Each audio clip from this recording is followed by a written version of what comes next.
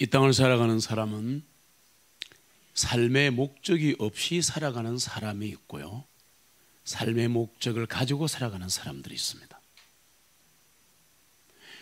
삶의 목적이 없이 살아가는 사람보다는 삶의 목적을 가지고 살아가는 사람이 아무래도 잘 살겠죠. 그런데 중요한 것은 삶의 목적이 있는가 없는가가 중요한 것이 아니라 그 목적이 뭔가가 중요합니다. 예수 믿지 않는 사람은 다 자기 실현 그리고 자기 야망에 대해서 꿈을 가지고 있습니다. 그게 인생 목적입니다. 여러분의 삶의 목적은 뭡니까?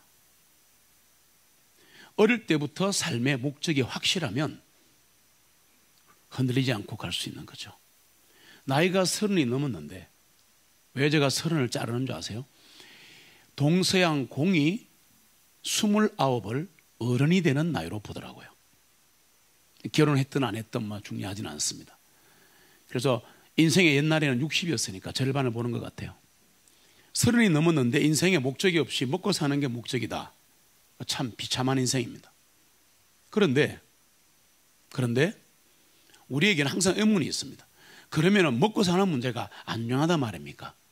역대 이래 수많은 사람이 물었던 질문이고 성경에 나오는 많은 사람이 묻는 질문입니다. 예수 믿는 사람의 인생 목적은 뭐일까요? 한평생 기억하셔야 됩니다. 어렵지도 않습니다. 우리는 너무 설교를 어렵게 들었어요. 예수 믿는 사람의 인생 목적은 간단합니다. 예수 그리스도입니다. 답이 나와 있어요. 그런데 그 예수 그리스도를 바라보지 않고 예수 그리스도를 믿지 않고 교회를 다닙니다. 어서 예수 믿는데요? 거짓말하지 마십시오. 정말 예수를 믿으면 그분이 내 목표가 돼요. 그러니까 아는 거하고 말하는 거하고 다를 수가 있어요. 안다고 대학에 합격하는 게 아니에요. 요령을 터득해야 돼요. 연습해야 돼요. 다른 말로 할까요? 교회 와서 예수 믿습니다. 교회 다닙니다. 20, 30년 다녔어요. 저 교리 많이 알아요. 아무 소용없습니다. 아무 소용없습니다. 예수를 믿지 않으면 인생의 목적이 없는 거예요. 저 믿는다니까요. 안다니까요. 안다고요. 근데 그 말이에요. 진짜 믿으면, 여기서 진짜란 말을 쓰는 이유는 정말 하나님이 내 목표가 되면 그냥 인생 자체가 달라지게 되어 있습니다. 교회조차도 존재 목적이 뭔지를 몰라요. 여러분, 교회 존재 목적이 뭔지 아십니까? 한마디로 하나님의 영광을 드러내는 겁니다. 많이 들어봤는데요, 또 그러십니까? 알면 뭐합니까? 드러내지 못하는 인생인데, 드러내지 못하는 교회인데, 우리는 너무 쉽게 안다고 이야기합니다. 하나님께서 우리를 내가 너를 안다 그러면 우리는 감동받죠. 감동받아요. 저도 받아요. 근데 그게 무슨 말인지 알아요? 딸아 아들아 내가 너를 안다는 말은 I know you. 이 know라는 동사가 히브리어로 야다라는 동사인데 그냥 아는 게 아니고 부부가 긴밀하게 아는 것처럼 아는 겁니다. 남자와 여자가 서로를 아는 것처럼 안다 그 말이에요. 엄청 깊은 관계예요. 그거를 그대로 보여주는 게 구약 성경의 아가서입니다. 그런데 하나님의 영광을 드러내는 게 교회의 존재 목적이다. 그러면 예수 믿는 사람의 목적은 예수 그리스도다. 다른 것 같지만 같은 건데요. 그런데 하나님의 영광을 드러내기 위해서 그러면 교회는 뭘 해야 하나? 교회의 목적이 있다는 겁니다. 하나님의 영광을 드러냅니다 라는 말은 아무나 할 수 있습니다. How to do? 어떻게 드러내냐고요. 세 가지가 있습니다. 크게 한 10가지가 되는데 뒤에 거 잘라버리고 가장 중요한 세 가지만 말씀드릴게요. 교회는 무엇을 위해 존재하는가 하면, 다시 말하면 교회는 우리입니다. 구원받은 무리를 말하는 거예요. 따로 있지 않아요. 그럼 우리는 뭘 해야 되는가? 진리의 말씀을 선포하고 누려야 합니다. 목사도 성도도. 그리고 형제 사랑이 넘쳐야 합니다. 형제 사랑이 넘쳐야 합니다. 이 말을 아무리 해도 여러분은 알고만 있는 거예요. 이게 예수를 아는데 믿지를 않는 것과 똑같은 거예요. 행복사랑이 넘쳐야 합니다. 알아요. 알기는 뭘 알아요? 안다는 것은 행해야지 아는 겁니다. 행하지 않은 것은 아는 게 아니고 철딱선이 없는 것이고 철학적으로 아는 거예요. 한국말로 뭘 많이 아는 거예요. 그러나 행하지 않는 사람은 어린아이보다 못한 거예요. 형제사랑이 넘쳐야 하고 마지막에 영혼 고리형이 있어야 합니다. 부흥이 뭐냐? 어렵게 하지 마세요. Revival, 소생하는 겁니다. 영이 새롭게 되는 겁니다. 가정이 새롭게 되는 겁니다. 교회가 새롭게 되는 겁니다. 나라가 새롭게 되는 겁니다. 이걸 부흥이라 그러는데 부흥의 목적이 있다는 겁니다. 하나님이 우리를 새롭게 하시는 목적이 있어요. 목욕을 하고 나면 기분이 좋듯이 아주 단순한 얘기인데 부흥이 오면 그냥 뭐 즐겁고 기쁘고 예배가 드려지고 이게 문제가 아니다 이거야. 부흥을 주시는 목적이 뭔가? 오늘 말씀 여호수아 4장 24절에 답이 있습니다. 같이 읽습니다. 땅의 모든 백성으로 주님의 손이 강하심을 알게 하려는 것이요 이것은 그분이 강하심이라 너희로 하여금 주 너희 하나님을 영원히 두려워하게 하려 하심이니라 하니라. 아멘. 하나님의 교회에 먼저 부흥을 주고 복을 주게 되어 있습니다. 그러면 교회 밖에 있는 사람들이, 내 가정의 불신자들이 하나님을 알게 되게 했어요. 여기서 엄청나게 중요한 게 들어있는 겁니다. 그래서 우리는 부흥을 위해서 기도를 해야 합니다. 그리고 부흥을 기다리고 사모해야 합니다. 그래서 하나님의 영광 때문에 부흥을 구해야 한다. 잠깐 말씀드렸습니다. 교회 존재 목적이 뭐라 그랬어요? 하나님의 영광이 드러나는 거란 말이에요. 누구를 통하여? 우리를 통하여. 이게 되게 중요한 겁니다.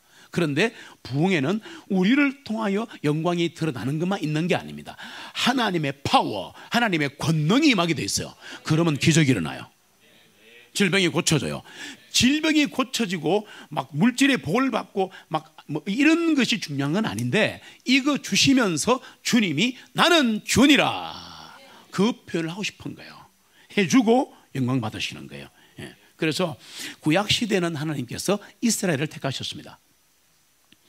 자신을 위해서 한 나라를 택하시고 그 이스라엘 백성을 통하여 영광을 나타내셨습니다. 세상 모든 민족에게 영광을 드러내게 하셨습니다. 이스라엘 민족에게. 그런데 이스라엘 민족이 몇 오랫동안 존재했는데 구약 시대의 구약 성도인 이스라엘의 존재의 목적이 그거였다는 겁니다. 하나님 주시는 기적과 영광을 받아서 드러내는 것밖에 없어요. 그러면 하나님이 막 전 나라를 다 복주는 거예요. 솔로몬 시대에는 왕궁이 전부 금이었다 그러잖아요. 와, 술잔 전부 다 금과 은이었다 그러잖아요. 바닥에 전부 다 금을 깔아버렸다 그러잖아요. 그 정도니까 한 나라가 얼마나 고마웠겠어요.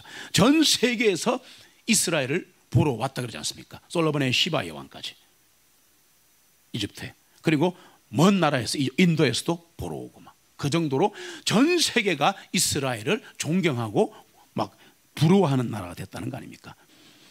하나님을 믿지 않는 주변의 나라들이 이스라엘이 어려움에 빠질 때마다 이렇게 비꼬았습니다. 맨날 너희들은 뭐 선민국가라며, 선택받은 뭐 민족이라며, 신이 다 지킨다며. 근데 이번에 깨졌잖아. 우리가 이겼잖아. 하나님 없지 어디 있어? 그러고 막 이 은하교회를 뺏어가고 막 이런 식의 일이 벌어지는 겁니다. 그럴 때 하나님이 나타나셔서 기적과 영광을 보여주시는 겁니다. 이것을 구약에서는 부흥이라 그랬어요. 지금도 됩니다. 나와 내 가정과 내 직장과 내 사업체와 사랑기인 교회에 하나님의 영광과 권능이 나타나기를 간절히 저는 사모하고 있습니다. 여러분도 사모하셔야 됩니다. 부흥은 인간의 눈으로 볼 때는 기적입니다. 어떻게 이런 일이, 이제 경험하시기를 바랍니다. 그런데 하나님이 기적과 영광을 보여주시는 중요한 이유가 있습니다. 잘 들으세요. 다시 한번 할게요. 복습.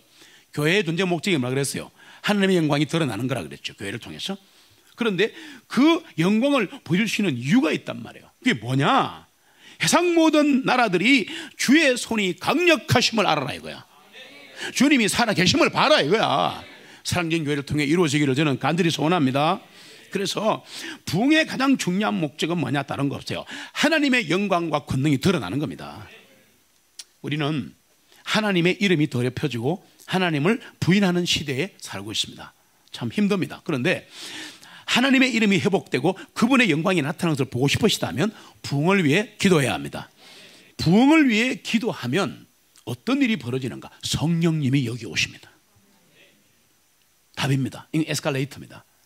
기도하고 있으면 회개가 일어나요. 내 모습이 보이기 시작합니다. 그래서 모이는 거예요. 그래서 성령님이 임하도록 기도하셔야 됩니다. 그럼 그분이 오시면 어떤 일이 일어나는가? 교회의 존재 목적, 우리의 존재 목적이 드러나는 거예요. 시편 46편 10절에서 4건 같이 있습니다. 가만히 있고 내가 하나님인 줄을 알지어다. 내가 이방인들 가운데서 높임을 받으리니 내가 그 땅에서 높임을 받으리라. 아멘.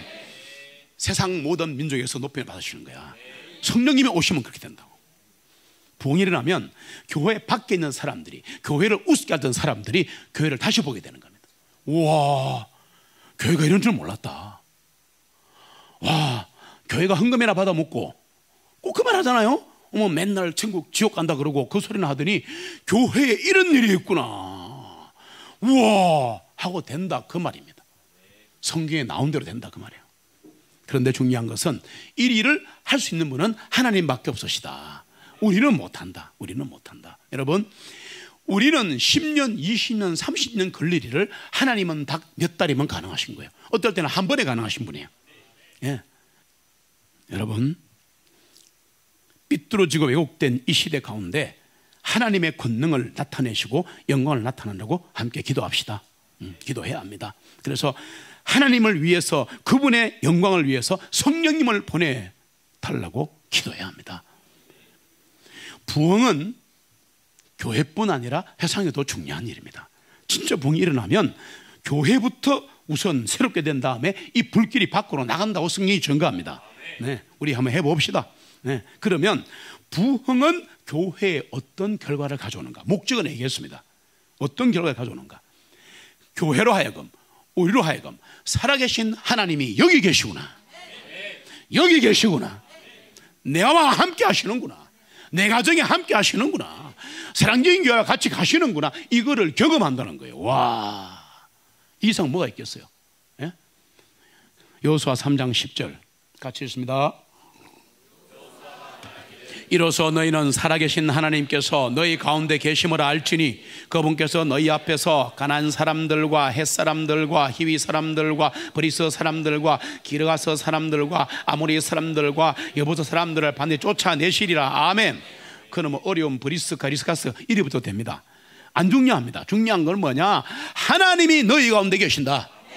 그리고 너희 대적들을 다 내가 물리쳐 주리라. 너희를 방해하고 핍박하는 게 누군지 모르지만 내가 다 싹쓸이 하리라. 미안합니다, 그친 말 써서. 그러나 그렇게 하고 영광은 내가 받으리라. 지금 그 얘기 하시는 거 아니에요. 이 이름이 중요한 게 아니에요. 하나도 안 중요해요. 구약 성도인 이스라엘 백성들은 하나님의 사람들이었다. 하나님은 그들을 위해서 기적을 행하셨다. 그러면 내용도 얼마나 많은지 모르지만 짧게 할게요. 종살이하던 이집트에서 해방시켜 주시고, 홍해를 마른 땅처럼 건너게 하시고, 광야에서 천사가 먹는 만나를 먹게 하시고, 40년을 사막에서 생활하는데 신발이 안 닳게 하셨다. 나는 볼 때마다 기절한다. 볼 때마다 기절한다. 왜 그거를 눈치를 못 채는 거예요? 쓱쓱쓱 잃는 거야. 열차는 KTX가 좋은지 모르지만 성경 읽을 때는 비둘기호가 좋습니다. 완행열차라야 돼요. 자세히 보, 자세히 이렇게. 와, 성경에 보니까 발이 부러뜨지 않았더라고 돼 있어요. 와, 이게 장난이 아니잖아. 이게 진짜잖아요. 예? 그럼에도 불구하고 이스라엘 백성들은 계속해서 두려워하고 불평했다는 겁니다. 우리하고 똑같습니다. 그래서 하나님을 두려워하지 않고 계속 세상을 두려워하고 불평하니까 하나님 모르는 민족이 하나님을 우습게 보게 만듭니다. 지금 이 시대가 그렇습니다. 지금 교회의 문제, 이 땅의 광야 인생길을 가는 우리 한 사람 한 사람의 문제가 뭔지 아세요? 답을 드릴게요. 살아계시는 하나님이 우리 가운데 있다는 걸 잊고 살아가는 거야. 매일매일 잊고 살아가는 거야. 살아계신 하나님이 여기 계신다니까. 나와 함께 계신다니까. 그거를 잊지 말라고 설교하는 거예요. 한국말로. 교회는 하나님이 함께 하시는 곳입니다. 두세 명이 내 이름으로 모인 곳에 내가 너희와 함께 하리라. 내가 상 끝까지 너희와 함께 하리라. 얼마나 멋있는 약속이에요. 예? 부흥이 오면 하나님은 바로 이 사실을 우리에게 일깨워주는 거예요. 내가 여기 있다. 내가 여기 있다. 내가 너와 함께 간다. 왜 잊어버리고 가는데? 내가 너의 하나님이잖아. I'm your God. I'm your God. 내가 너의 하나님이라니까. 그 하나만요 가슴에 오늘 꽂혀도 게임 끝나는 거예요. 확 일어나는 거예요. 부흥임하면 하나님이 행하시면, 성령님이 오시면 그 자리에 있는 사람들이 다 안 돼요. 이거를 부흥임하면 이런 일이 일어납니다. 아, 하나님이 우리 가운데 계시는구나. 왜? 질병이 고쳐지고 막 구원이 나니까. 그러나 더 중요한 게 하나 있는데, 하나님의 권능을 나타내는구나. 교회를 통하여, 우리를 통하여, 우리의 삶을 통하여, 우리의 기도를 통하여, 예배를 통하여 하나님의 파워, 권세와 능력이 드러나는구나. 이거 교회가 힘이 다 빠져가지고 종이 호랑이가 되었고 물만 한 부어버리면 다 사라져 버리는 거야, 이 시대 교회들이. 숫자를 갖고 교회를 말하는 거 아니에요. 아까 말씀드렸잖아요. 교회는 진리가 선포되는 곳이에요. 진리를 누려야 합니다. 그리고 형제를 사랑해야 하고 영혼이 구령돼야 해요. 이 3박자가 안 맞으면 교회가 아니에요. 여러분, 복음이 뭐예요? 로마서 1장 16절 같이 읽습니다.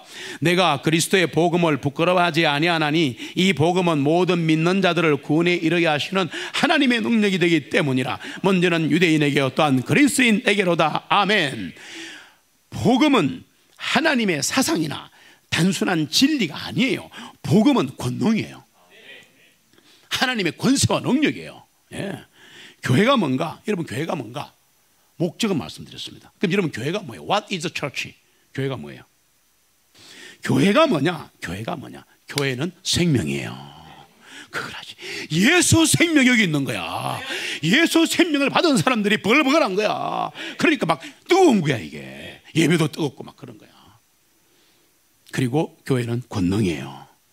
하나님의 권능이 나타나는 곳이에요. 살아계시는 하나님이 우리 가운데 계시는구나. 이거를 깨닫는 순간 더욱더 더 큰 권능이 우리에게 임한다 말했습니다. 그러면서 2장 4절로 5절 같이 읽습니다. 또 나의 말과 나의 선포한 것들이 사람의 지혜에 유혹하는 말로 하지 아니하고 오직 성령님과 권능만을 나타내므로 하였으니 이것은 너희의 믿음이 사람들의 지혜에 서 있지 아니하고 하나님의 권능에 서 있게 하려 함이라. 아멘. 우리의 믿음은 하나님의 권능에 서 있어야 합니다. 그래야지 우리를 통해 드러나는 거예요. 말씀 선포는 성령님의 권능이 나타나야 돼요. 그래서 말씀 선포하는 목사가 이렇게 애절하고 성령의 권능이 나타나기를 기도하는 거 아니에요. 그러면 목사만 기도해서는 안 되고 여러분도 기도하셔야 돼요. 예배하러 오기 전부터 하나님의 영이 목사에게 임하여서 목사와 선포하는 그 말씀에 하나님께서 힘을 주시옵소서. 이렇게 기도 좀 해달라고. 스펄전 목사는 기도하는 사람이 300명이었대. 주일날. 예배는 모든 사람이 하나님을 함께 바라봐야 합니다. 그래서 우리는 하나님만이 줄 수 있는 권능에 완전히 모여말라 있습니다. 성령님과 권능을 부어주시옵소서. 우리 이거 지금부터 계속 기도해야 되는 거야. 부흥에 있는 곳에는 하나님의 권능이 나타나게 돼 있고 우리는 그것을 기도해야 되고, 성령의 권능을 받아 주님의 정인 됩시다. 그게 이 땅에 사는 목적이에요. 그런데 왜 교회는 부흥을 갈망하지 않는가? 주님을 향한 열심이 우리를 삼킨 거다, 이렇게 이해하시고, 여러분, 하나님이 행하셔야 합니다. 하나님 그분이 행하셔야 돼요. 교회는 그분이 일하시는 곳이에요. 예, 우린 따라가는 사람들이에요. 하나님이 하셨습니다. 하나님이 하셨습니다. 이 고백을 해야지. 내가 했다, 내가 돈 들였다, 내가 뭐 했다. 그거는 부흥된 교회가 아니에요. 제대로 된 교회가 아닙니다. 우리는 완전히 낮아져도 하나님만 높여지면 됩니다. 부흥은 우리 모두를 겸손하게 만들 겁니다. 땅에 엎어지게 만들 겁니다. 그리고 나는 아무것도 못합니다. 주님이 하시옵소서. 하나님을 두려워하게 되는데 그 순간 하나님 영광이 드러나게 되어 있습니다. 여러분, 교회가 탄생한 2년 동안 세상과 싸우고 육신과 싸우고 마귀와 싸웠어요. 여러분을 응원합니다. 여러분, 부흥이 임하면 두려움이 사라져요. 네, 이거 되게 중요합니다. 하나님을 두려워합시다. 그러면 모든 게 두렵지 않습니다. 네, 부흥을 갈망합시다.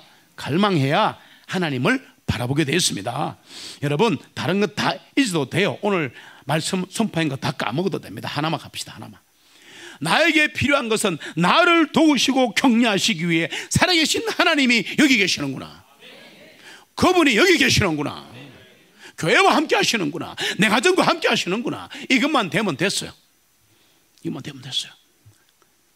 언제 부흥을 주시는가 얘기하고 마칠게요. 그럼 언제 부흥을 주시는가 중요하잖아요. 기도만 하면 주시나? 아니에요. 자, 이걸 잘 보셔야 돼요. 이제 마지막에 하나님의 유래의 말씀입니다. 가도 가도 끝없는 이 메마른 광야를 통과하고 있을 때, 내 인생이 시련과 고통과 좌절의 터널을 통과하고 있을 때, 더 이상 소망의 그림자가 보이지 않을 때, 나도 내 가정도 직장도 나라도 보이지 않을 때, 그때 새파란 홍해가 내 앞을 가로막고 있을 때 부흥이 임하는 거예요. 중요합니다. 이거 하나님의 도움이 시작되는 거죠. 여러분, 부흥은 하나님의 강력한 손길입니다. 양옆에는 거대한 두 산이, 뒤에는 바로의 전차가, 앞에는 넘실대는 홍해바다가, 모세와 백성들은 하나님 앞에 엎드리고 기도밖에 할 게 없었어요. 하나님이 원하시는 거예요. 그러자 하나님이 응답하시면서 홍해가 갈라져 버렸습니다. 마른 땅을 건너갔습니다. 건너서는 요르단강 똑같이 건너갔습니다. 하나님이 일어나서 권능의 오른손을 드신 거예요. 기도하셔야 돼요. 하나님, 권능의 오른손을 들어주십시오. 나에게 들어주세요. 내 가정에 들어주세요. 내 남편에게 좀 들어주세요. 오른손을 들어서 권능을 보여주십시오. 대한민국의 권능의 손을 들어주십시오. 나 같은 젊은이 박이 터지고 죄악 속에 갇혀서 완전히 그냥 죽을 판살판이던 나 같은 젊은이들에게 나도 복음을 전하게 해주세요. 그러면 인생에 먹고 사는 문제 하나님이 100% 책임지셔. 하나님은 살아계십니다. 나는 못합니다. 힘이 없습니다. 더 이상 못 갑니다. 소망이 없어요. 저랑밖에 안 보입니다. 정말 너무 힘듭니다. 하나님 도와주세요. 그 자리에서 돌아서서 하나님을 바라볼 때 부흥이 일어나는 겁니다. 하나님의 손길이 보일 겁니다. 땅 보지 마세요. 현실 보지 마세요. 네. 하나님을 바라보세요. 하나님 우리의 기도를 들으시고 그분의 영광과 권능을 드러내 보여주실 것입니다. 이것이 부흥입니다. 주님의 영광과 권능을 갈망합니다.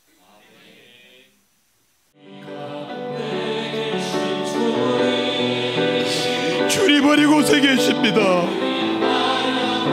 우리와 함께 계시고 나와 내 가정과 함께 계시고 하나님의 사랑과 함께 가십니다. 주님의 영광과 권능을 보여주시옵소서.